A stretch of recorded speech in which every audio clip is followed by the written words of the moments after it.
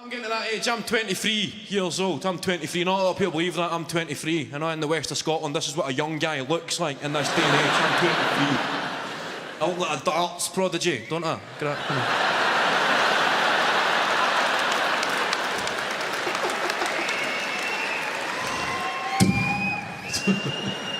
I'm 23, so I'm getting to that stage. Some of my friends, some of my cousins are having children. And that way, you'll notice this in a family gathering.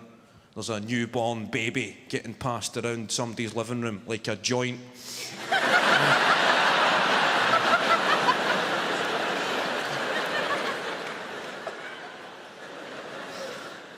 And everybody's saying their piece. You know, some people who have just got this natural rapport when they speak to babies, they can just go, "Oh, look at you."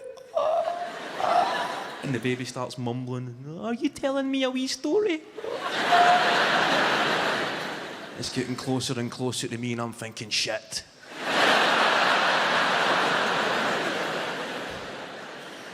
I need to pretend I give a fuck.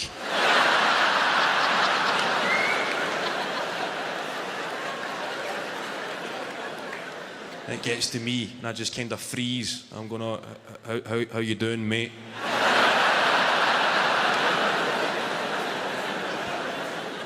Then the baby feels the tension, starts to cry. Everybody looks at me as if I'm in the wrong here. Oh, toughen up, you wee prick.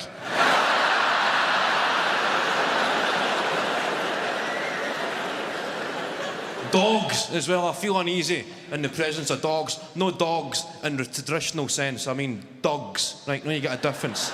In Scotland we call a dog a dog. We take that O and make it a U. A dog, a dog. It's a slang term, but it's also a social implication in that you get dogs and you get dogs. Do you know what I mean by that?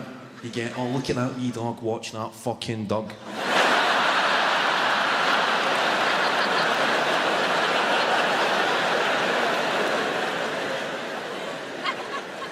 One of them big council house terriers with a name like Sasha.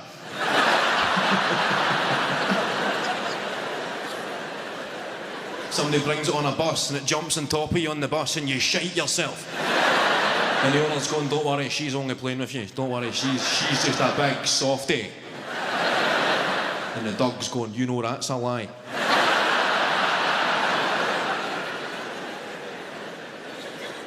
This isn't over. I like animals, just feel uneasy amongst dogs. I was watching a documentary about animal testing, about toiletries and cosmetic products that get tested on animals. And it was showing you these horror stories about animals that get badly burned and disfigured. It was pretty distressing shit, right? But I'm quite a positive guy. I'm watching this, thinking, what about the happy stories? About cosmetic tests? What about the tests that were successful? What about the toiletries and beauty products that made it to the market? I want to turn on the TV and see the two chimpanzees in a laboratory cage somewhere saying, "You're smelling good, Chico."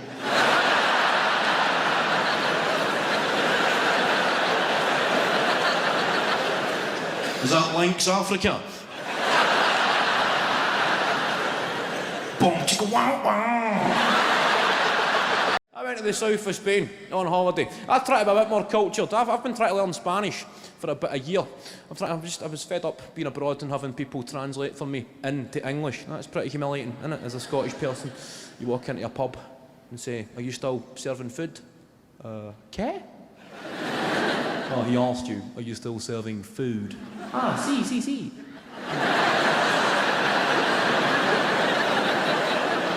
And the guy swans away as if he's fucking bilingual. That's what I said. In America, I had a can of Coke in America. I was looking for a bin. I just said to the guy, just an everyday task, and an everyday question, "Where's the bin?" The guy was even sweeping up and he had a jacket on. It was obvious he worked in the bin industry. I said, "Mate, where's the bin?" And it just became a situation. The guy just sort of looked at me. Not the way your dog looks at you when it catches you having a wank.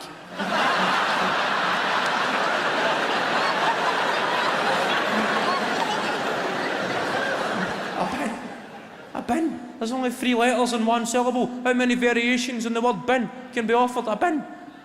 I've got to a stage. I speak in Spanish. Have we got any Spanish people in?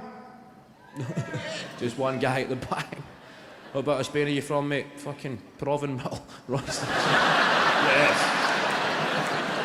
I've got to a stage, I can say things in Spanish that Spanish people can already say in English. That's where I'm at. I've got the tourist stuff kind of nailed, like una mesa para cuatro, por favor. That means, Chris, a table for four, please. Right? Look at these discs. The guy says it a few times. He says, una mesa para cuatro, por favor. A table for four, please. That's the kind of shit I sit and listen to. And then he says it again and again. Una mesa para cuatro, por favor.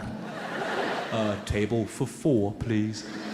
And they say it again. They actually say it that many times, I started drifting off and I'm imagining if anybody's ever been found fucking dead listening to these, just suicide note wrote in broken Spanish. It all got to muchas. Una mesa para cuatro, por favor. A table for four, please.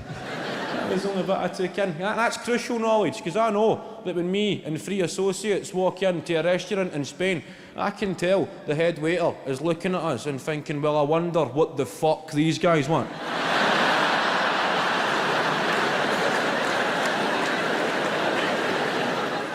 Fortunately, I'm on hand to defuse the situation. I have been thoroughly briefed. I step forward to showcase my new skills. I say, una mesa para cuatro, por favor. And it came true. We get sat at a table for 4. The guy brought the menu in Spanish, then I fucking crumbled.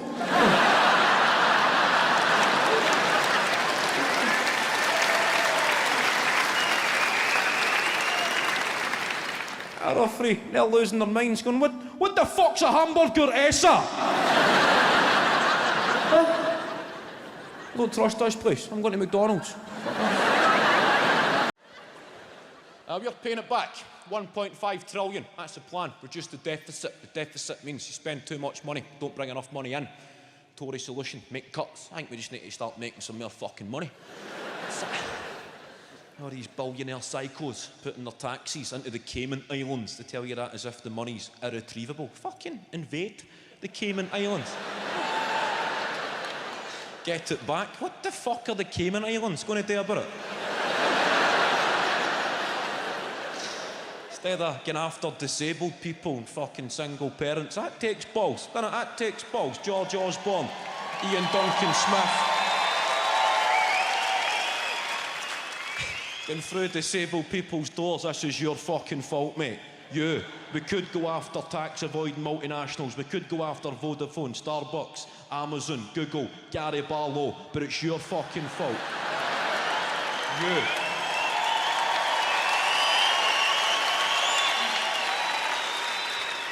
You're going back to work, mate. We don't give a fuck how disabled you are. Or you're paralysed from the neck down. We don't give a fuck, mate. There'll be a farm out there looking for a scarecrow. Fucking get to it.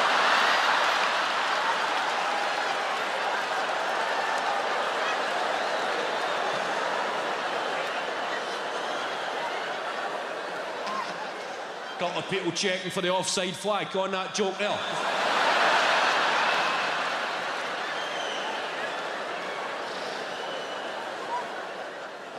Maybe an extreme example, but that's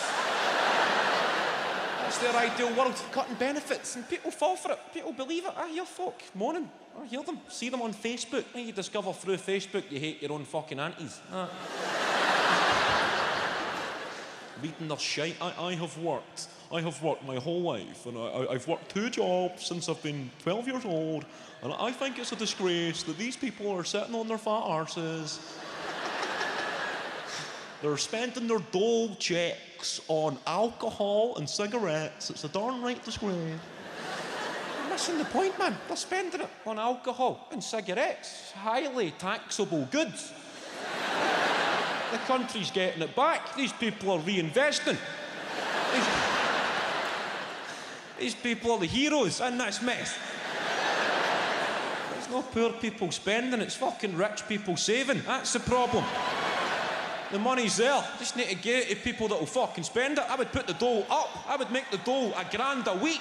That's how you kickstart an economy.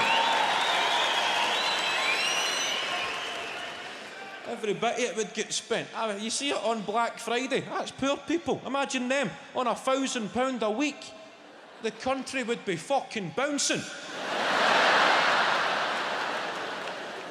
Not one penny going offshore or into your savings account. Let's get fucking tattoos, man.